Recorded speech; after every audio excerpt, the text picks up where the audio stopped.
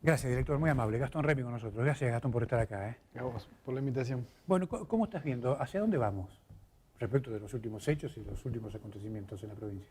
En materia sanitaria, bueno, es una situación de nuevo pero muy complicada. O sea, indefectiblemente la vuelta a la fase 1, algo que en parte no parecía esperado, aunque sabemos que es un virus que tiene un contagio rapidísimo y nadie es infalible, pero bueno, fue algo inesperado desde el punto de vista de cómo se venía manejando la cuarentena en la provincia y más que nada la idea que se generaba desde el gobierno de que todo venía mucho mejor que en otros lugares del país y del mundo en un sentido.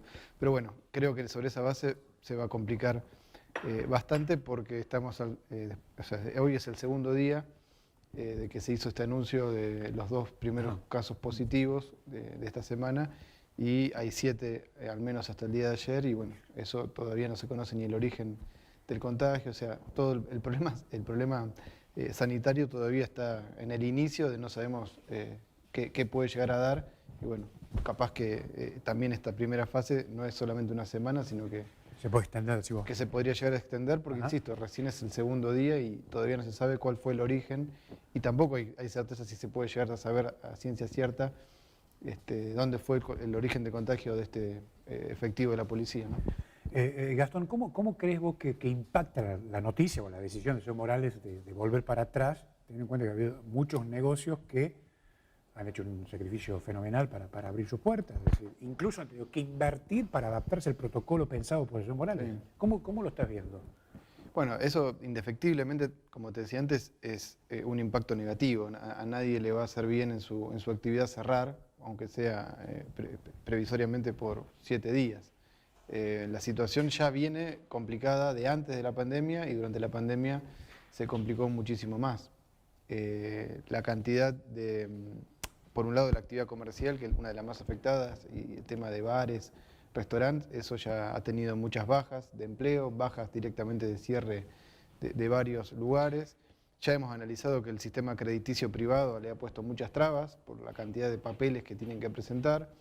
El mismo ANSES para el mes de abril decía que en la provincia cerca del 63% de los salarios que recibieron subsidio del Estado, o sea, el famoso ATP, bueno, ese 63% del salario en promedio se pagó con fondos públicos, o sea todo ese sector viene realmente muy complicado. Entonces me parece que si a uno le suma eso, la actividad de aquellos que viven del día a día, en la venta ambulante y demás, bueno, peor todavía.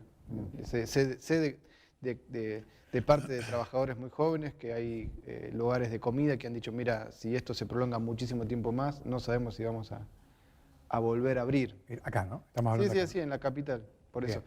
Entonces, bueno, o sea, en ese cuadro después Perdóname, ¿esto pasó antes o después de la decisión de Morales de volver para atrás?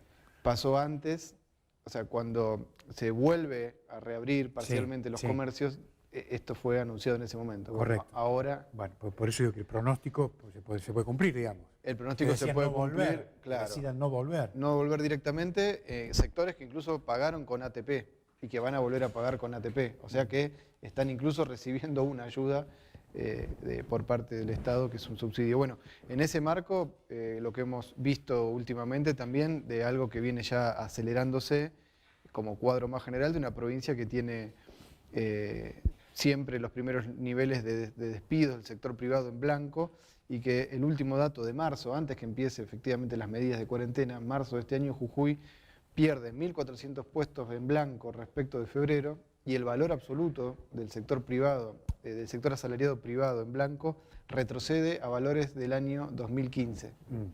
O sea, esto que se viene dando como dinámica de destrucción del empleo en todo el país, bueno, Jujuy está volviendo en marzo, insisto, si ves los números de abril y de mayo seguramente sean más desfavorables, lamentablemente, bueno, se está volviendo a casi 5 años atrás, lo cual, bueno, hace un cuadro estructural agravado por la pandemia, como venimos diciendo, muy pero muy delicado, y las perspectivas, si vos te fijas ayer, que la TAM, la aerolínea, que es Sociedad Chilena Norteamericana, bueno, ha decidido irse del país y suspender todos los vuelos de cabotaje, dejando casi 2.000 personas en la calle. Bueno, Ahora, esto, perdóname, te hago un paréntesis Sí. ahí. El llamado del presidente Piñera, que ayer habló con el presidente Fernández, tiene que ver con digamos, el impacto de la pandemia o con la preocupación del presidente por lo que pasa con esta compañía?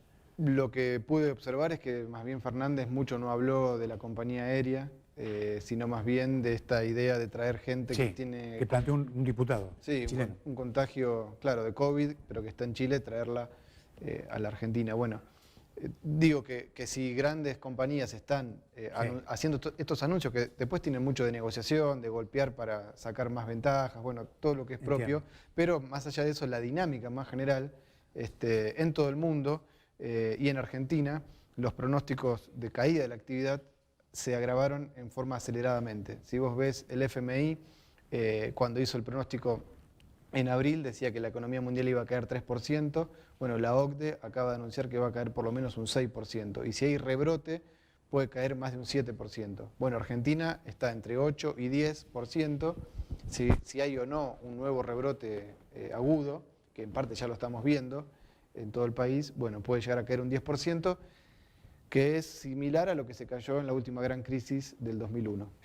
Entonces, ahí, bueno, Jujuy está como en una especie de balsa, en un maremoto nacional y mundial. Pues, me parece que hay que prepararse para situaciones mucho más complicadas. Mucho más complicadas. Más complicadas. Yo creo que sí, mucho más complicadas. Insisto, en Argentina, en la provincia, pero en todo el mundo, por lo menos para 2020. O sea, te estoy hablando de la OCDE, te estoy hablando del FMI, quienes hacen pronósticos que muestran que efectivamente hace 2 meses atrás el pronóstico era 1 y ahora es el doble de malo en 2 meses. Entiendo. Ahora, se conoció esta mañana la información de que el Gobierno Nacional finalmente le va a habilitar a la provincia de Jujuy un crédito en el marco de este fondo fiduciario, pero no habla del monto. ¿Vos crees que esto, digamos, para cuánto puede alcanzar, digamos? ¿Para pagar aguinaldo y sueldo? Bueno, sí, está lo que vos decís, la incertidumbre misma de cuál es el monto final. Ellos pidieron 3.000 millones. 3.000, Yo tengo sí. la información de que solo le van a dar 800 millones, pero no está confirmado. Claro. Bueno, esto, o sea, los 3.000 o incluso hasta el aumento hasta 6.000 que autorizó la legislatura para contraer deuda con la nación es un monto anual. Puede ser que se vayan haciendo dentro de ese monto anual transferencias parciales para atender, como vos decís, los aguinaldos o cubrir mensualmente. No nos olvidemos que el Gobierno Nacional hoy estaría anunciando algo que ya se fue dejando trascender, que está haciendo una reestructuración del gasto, que implica también las transferencias a las provincias, de algún modo. En lo que es... Digamos, elegantemente, digamos, es como lo anuncia el Gobierno, pero esto es un ajuste, digamos. Y de algún modo hay claro, es una reestructuración porque ya el ATP no se va a seguir pagando, claro. O sea, para el próximo mes de los salarios de junio, lo que se paga en julio ya va a ser mucho más reducido. No se sabe el ingreso familiar de emergencia, los 10.000 pesos para los que no tienen ingresos, cuánto más puede llegar a durar. Y también, bueno, eso entra dentro de ese rubro, el gasto extra de emitir para financiar a las provincias. Bueno, dentro de eso está Jujuy y me parece que, bueno, efectivamente... se está trabajando como el día a día, pero sobre la base de un ajuste que también tiene al sector público y a la mayor parte del gasto del sector público, que son los trabajadores, cerca de 83.000 en total en toda la provincia, considerando los municipios, sin paritarias desde el año pasado. O sea, amén del problema de cada familia que compra menos porque hay inflación persistente, hay también si vos analizás la estructura general de que el gasto se pisa, en parte hay un atraso el pago de muchos proveedores. Bueno, ahora tus ingresos en parte caen, pero bueno, ahí hay una tira y afloje en donde están dejando de nuevo al sector asalariado, en última instancia, como el que paga el problema más general que hace a las cuentas públicas y la menor recaudación y la posibilidad de recibir estos créditos de la nación para mantener de algún modo esa actividad. Ahora, también hay que considerar que del total de la planta de empleados públicos, que son cerca de 83.000, el 40% no tiene aporte jubilatorio. Sí. Entonces, eso expresa algún grado de precarización. Puede ser que sea gente como monotributo, sabemos que hay contratos de servicio, o sobre todo de obra, que es bajo la forma de monotributo, que no se le hace aporte jubilatorio, u otras modalidades en los municipios mucho más precarias. Bueno, entonces tenés de 83.000, el 40% no hace aporte jubilatorio, por ende no tiene paritarias. Sí. ¿Está bien? Bueno, entonces eso hace una estructura que se hereda, no apareció con la pandemia. Bueno, creo yo, de ese punto de vista, que está descargando el problema sobre los trabajadores y bueno, hay muchos proveedores que están con largas esperas, que son más largas que nunca para cobrar los servicios que se le prestan al Estado. Entonces, en ese sentido, el impacto se va retroalimentando, porque la economía de Jujuy tiene como dos grandes sectores, uno que está relacionado entre el comercio, los servicios y en parte el Estado, y otro que es un circuito casi en paralelo de grandes sectores muy concentrados que exportan, llámese tabaco, llámese azúcar, biocombustibles, bueno, aunque va al interior, y minería, que bueno, eso tiene un ciclo que depende más de lo que le pase a la economía mundial. Por ahora viene la cosa delicada, pero no hay ningún derrumbe.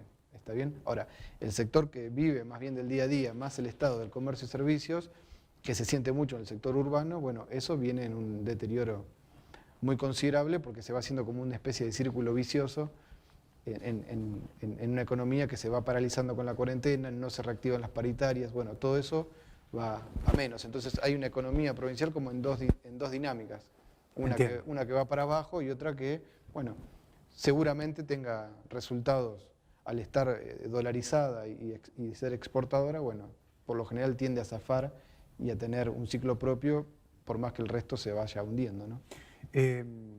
¿Vos crees que este dramático cuadro de situación que has descrito muy bien, vos crees que lo puede manejar una sola persona? Bueno, eso hemos hablado muchas veces. El problema es la política que está llevando adelante el gobierno, que justamente no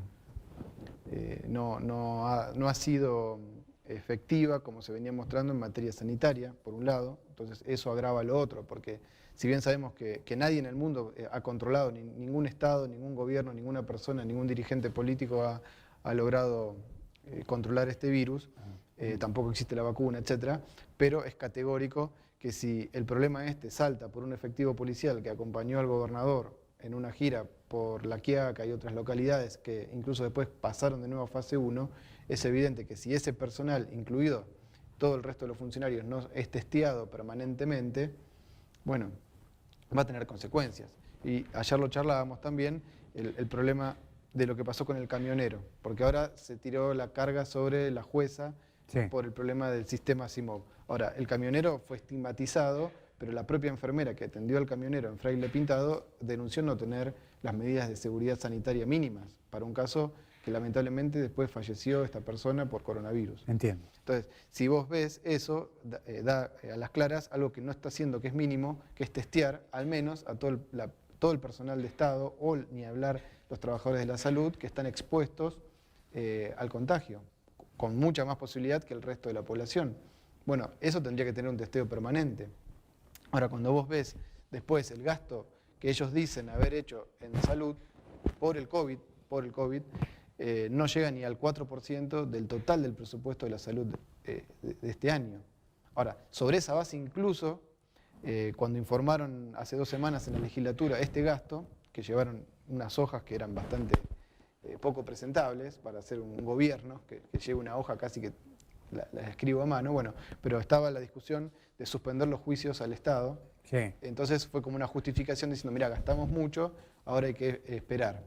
Bueno, eso gastamos mucho, es esta miseria de un 4% casi del presupuesto de salud. Dentro de eso el detalle, a grosso modo, habla de 25.000, de la compra de 25.000 test PCR. Bueno, si hay 25.000 y sabemos que el nivel de testeo es muy inferior, es muy bajo, bueno, hay una decisión política claramente que si incluso llegás a tener los test, porque antes era que no los teníamos, bueno, ahora están los test, bueno, usalo, testeá a todo ese personal. Bueno, no está esa decisión. Y lo vienen reclamando los médicos, las enfermeras en los ruidazos de que se hagan los test. Entonces, esa persona está teniendo una política de mostrar una provincia que va bárbaro, pero después está todo atado con hilos. Porque Entiendo. ni siquiera testeás al personal que va con vos a lugares que volvieron a fase 1 como La Quiaca. Te hago una última pregunta, se me terminó el tiempo como es habitual. Sí. Esto va a pasar en algún momento, la pandemia. En algún momento va a pasar. Digo, ¿cómo vos ves el gobierno empeñado, el gobierno de acá, Sí. empeñado en discutir la post-pandemia? Es decir, convocando gente, a ver qué hacemos con el trabajo, qué hacemos con la producción. Es decir, No, no veo eso porque en realidad no te olvides que hay una unidad muy fuerte con el justicialismo en su presidente, acompaña todo y Sí. hasta el día de antes que se anuncien los últimos dos casos, el titular del PJ dijo que era bárbaro lo que hacía Morales, que estaba buenísimo. Entonces, en eso hay una gran unidad provincial en donde, o sea, las fuerzas políticas dominantes tienen un mismo rumbo. Y lo que hemos presentado desde la izquierda en marzo como proyecto que incluía el testeo masivo, la compra de los test PCR, medidas de emergencia para los sectores sociales, eso no se oye. Entonces, si vos pensás el futuro, siempre oís al mismo sector, a los mismos intereses políticos y económicos ultraconcentrados, y aquellos que, si vos decís, bueno, hay otras ideas, sí están, pero eso no. O sea, es una decisión política permanente de gobernar para unos pocos y entre ellos mismos, y ningunear, desoír y hasta muchas veces cancherear, como hace el gobernador, que él la tiene muy clara y bueno, evidentemente este problema no lo generó el camionero, sino lo generó un efectivo que lo acompañó a él. Entonces, evidentemente, bueno, hay un déficit, pero se trata siempre de mostrar que es superior a todo, pero porque tiene un respaldo político, porque, insisto, el justicialismo acompaña y hasta saluda todo lo que hace Morales, que es bárbaro. Bueno, ahí hay un problema. Gastón, gracias por